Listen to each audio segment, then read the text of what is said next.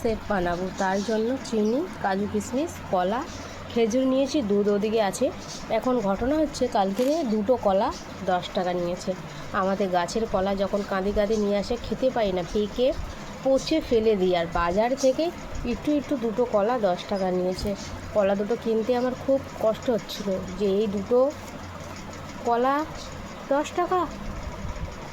দানাগুলো ফেলে নেবো, কলাগুলো ছোট ছোট পিস পিস করে কেটে নেবো। এক হাতে ফোন ধরে আছে তাই এইভাবে কাটছি।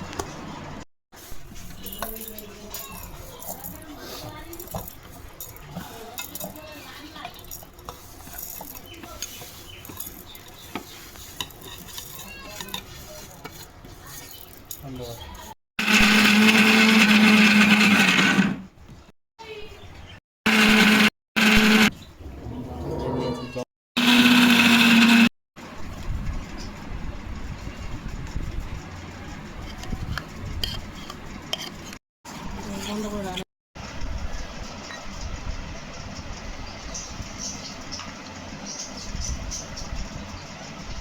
দেখা দুপুরবেলা এই যে গরমেতে বানিয়েছি।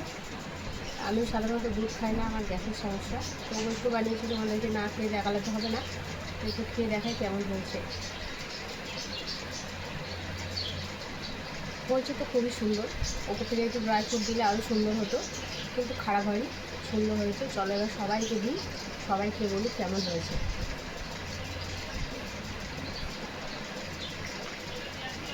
ধন্যবাদ।